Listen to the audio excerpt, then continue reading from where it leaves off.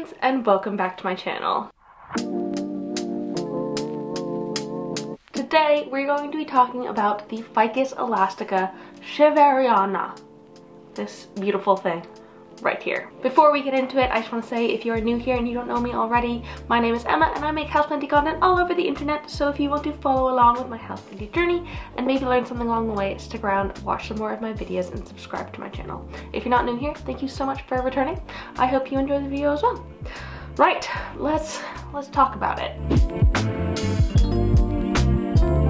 So the Ficus shiveriana, they're sometimes also known as a marble plant or an Indian Ficus elastica. So they go by many names, but I just call it the shiveriana. It's actually a half-breed of the Ficus elastica plant. Not sure what the other half is, but that's what I found on the internet. Thanks, internet. But they are known for their insane sort of foliage coloring. They've got these like really bright, almost lime greeny leaves with dark spots of variegation on them. And when they emerge, the leaves come in like a pinky orangey kind of hue. And it's really beautiful. I mean, I would show you, maybe I've got a picture of one somewhere. If I do, I will insert it. But yeah, they're just absolutely stunning. They used to be not super available, at least here in the UK. I got this one, so just this one, not this part, just this, for £90, I think, earlier this year. I know, because I really wanted it, because look how pretty it is. And nowadays you can get them for like as low as 20, 30, 40 pounds, depending on where you are, but they've like drastically dropped in price, which is great, which means they're like way more available for more people to have, which is awesome. So I would highly suggest one of these if you can. For the shiveriana, bright indirect light is going to be ideal. They can tolerate a bit of morning sun, but try and avoid afternoon sun because that sun is a bit harsher and hotter. Too low of light and your shiveriana, their leaves will grow darker. You can see some of these leaves down here are a bit of a darker green color than these ones here. And that's just because it was in a lower light situation before, and then once I got it, I brought it into a higher light situation, so it produced more like bright green variegated growth. They can also grow a bit leggy too if you don't have them in a bright enough spot. So just beware if your plants are growing leggy or darker green, that's why. This one absolutely thrived underneath a grow light. I had it in a spot that really wasn't getting any like light at all, and I just had a grow light on it for I think about 12 hours a day, and it loved that. It like kept producing such fantastic growth. Like basically when I got the plant, it was here and all of these leaves were darker, and then once I got it and I put it underneath the grow light, it just started producing more and more amazing foliage, just like stunning, really bright green, and I love it so much. So right now it's actually not in the best of spots. You can see the sort of newer leaves here aren't quite as big as the previous ones, and that's just because I've had it in a bit of a lower light situation. I've had to quarantine this plant because it had a bit of a situation with thrips, which I think they're gone now, so it shouldn't be a problem, but I wasn't able to give it the sort of high light it wanted or needed because I was keeping it further away from my other plants. So soon I'll put this back underneath the grow light and it'll hopefully start thriving again.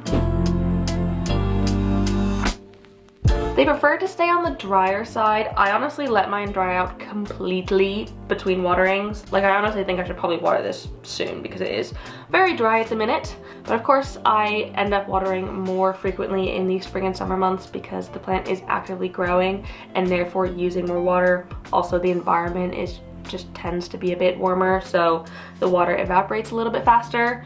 So I'm watering more frequently in the spring and summer, and then I'll slow down my watering a bit in the autumn and winter, but I don't stick to any sort of time-based schedule with these ones. I really go off of soil dryness because one of the leading causes of plant death is overwatering, and overwatering is more about the frequency with which you water and watering before your plant is ready rather than the amount of water you're giving. So when you are watering, drench the soil fully, but don't do that too often, because then you could get root rot and your plant could die, and we don't want that. Their ideal temperatures range between 15 and 23 degrees Celsius, which is actually quite small of a range. I think it's 59 to 75 Fahrenheit. They do like a quite temperate climate. Your home should be okay for them. If you're comfortable in your home, they should be fine as well.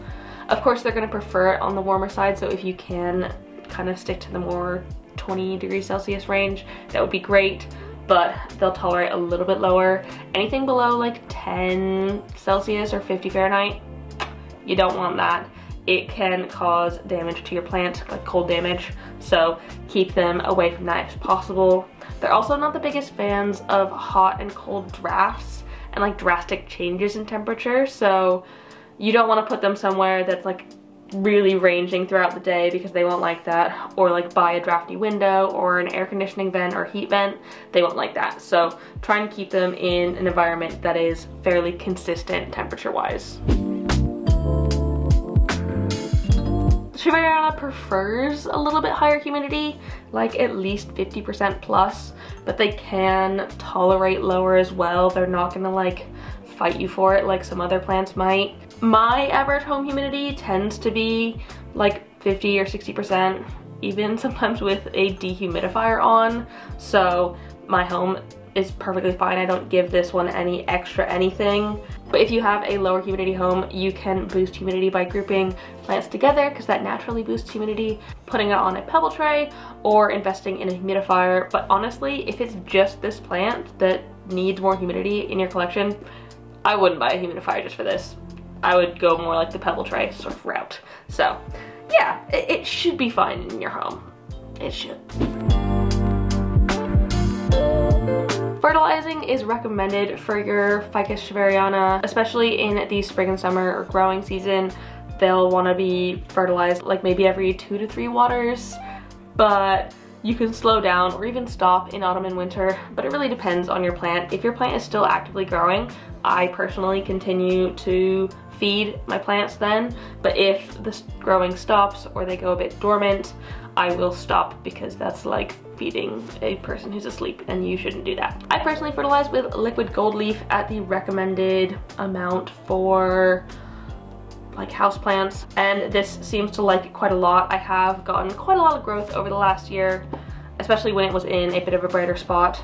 Of course, now that we're going into autumn and winter, I'm slowing down on the fertilizing, but I don't think I'm going to stop completely, because it does look like there's still a little bit of new growth in there maybe. Let's hope. A well-draining soil is super important for the Ficus Shiveriana, because they like to stay on the drier side. You don't want a soil that retains too much moisture. I think I have mine in Soil Ninja, probably the Ficus blend. I'm pretty sure it might be something slightly different, but if you want to try their Ficus blend, I would suggest it. I think this plant would absolutely love it, because it provides lots of drainage possibilities for it. When your Shiveriana is young, you'll probably want to repot it maybe like once a year or so, maybe even less. The way you'd want to know if it needs a repot is if there's roots starting to grow out of the bottom of the pot, which mine doesn't. I think I repotted this one a little bit ago anyways, because I joined 2 together. So it's not in need. Once it gets a bit bigger, you could go a bit longer between repotting, maybe every 2 or 3 years, but it just depends on your plant's specific needs. But it is very important to make sure that you are putting it in a pot with drainage holes, unless you are very experienced with watering. I would definitely suggest drainage holes are key. Propagation of these isn't necessarily the easiest. It's definitely doable. I've not propagated the Shiveriana before, but I have propagated a Ficus elastica Tanaka, however that's pronounced, the variegated one, and I just did so with a stem cutting. I took clean, sharp scissors or a knife, and I chopped just below a set of leaves.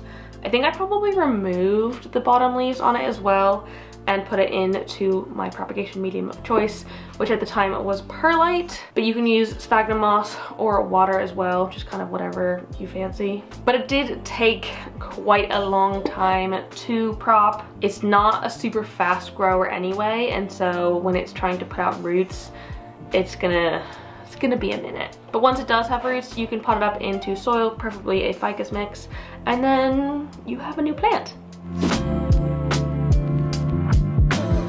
Unfortunately, Ficus shiveriana are toxic to humans and pets, so keep them away from your furry friends and your children. You don't want them consuming this plant. So the like sort of milky sap of the plant can be a skin irritant, so ideally don't get that on your skin. And if ingested, leaves can cause like gastrointestinal issues, so again, keep them out of reach. You don't want to eat this plant. It can make you unwell. So that is it. That is all you need to know about the Ficus shiveriana and how to care for it. I really hope that you enjoyed this video. I also want to give a very big thank you to Chelsea for joining the Patreon Good Growing fam. I really hope you enjoy it over there. Thank you all so much for watching. If you did like the video, please give it a thumbs up down below and leave a comment on other houseplants you'd like me to talk about in the future, and subscribe for more. Thank you so much for watching, and I will see you next time. Bye!